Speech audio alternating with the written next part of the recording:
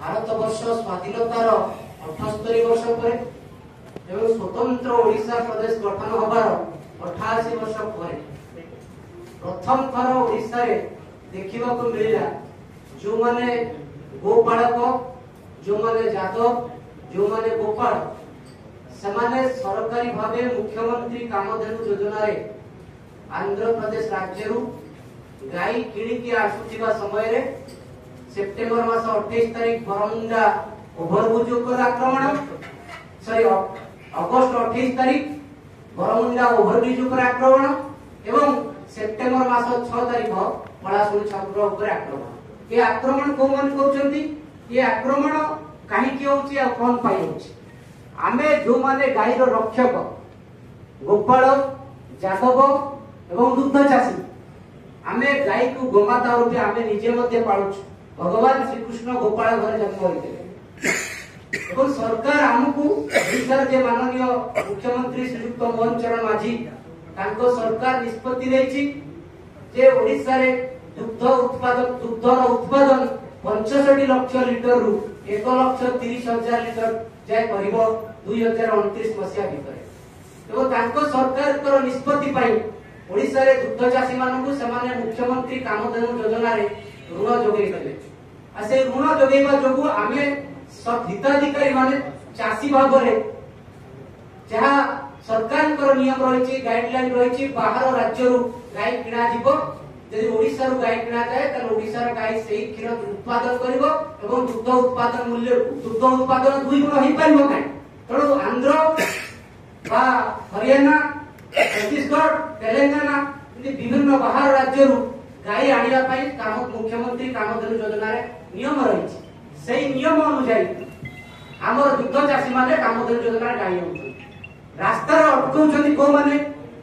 जो माने जय श्री राम रो नारा दउछन्ती बजरंग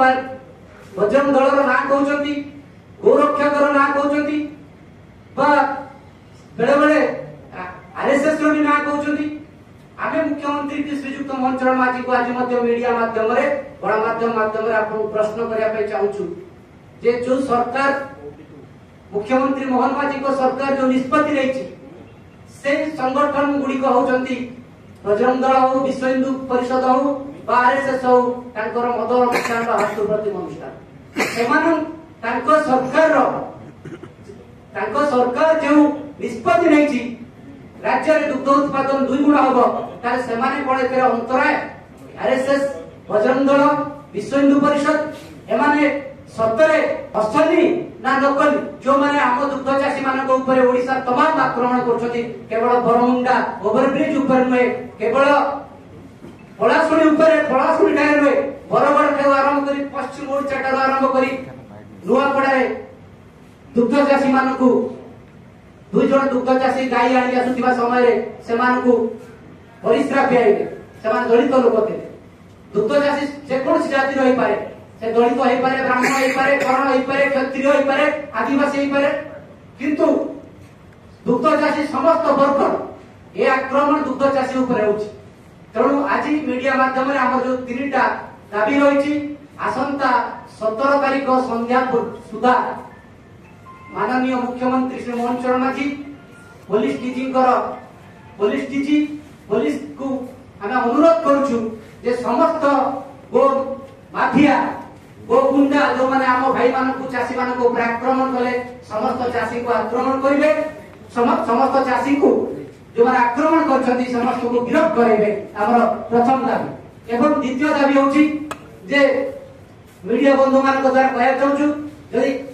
17 तारिख संध्या सुधा गिरफ्त करा न जाए ताले ओडिशा दुग्ध चाषी महासंघ ऑल ओडिशा गोपाल समाज भुवनेश्वर दुग्ध उत्पादनकारी संघ गोपाल जादव महासंघ तथा तमाम ओडिशा समस्त गोपाल संगठन जादव संगठन दुग्ध चाषी संगठन भुवनेश्वर राज्य राजधानी भुवनेश्वर विधानसभा को हमें 18 तारिख दिन घेराव करिबु एवं विधानसभा सम्मुख में जोरदार आंदोलन करिबु।